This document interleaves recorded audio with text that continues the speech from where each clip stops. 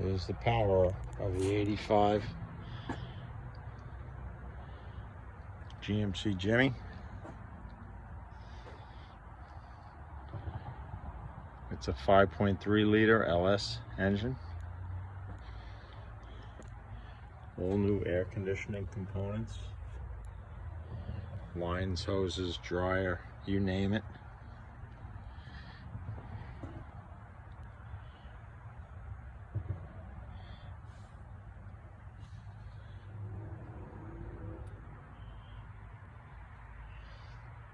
Under here is all original. Still has the undercoating.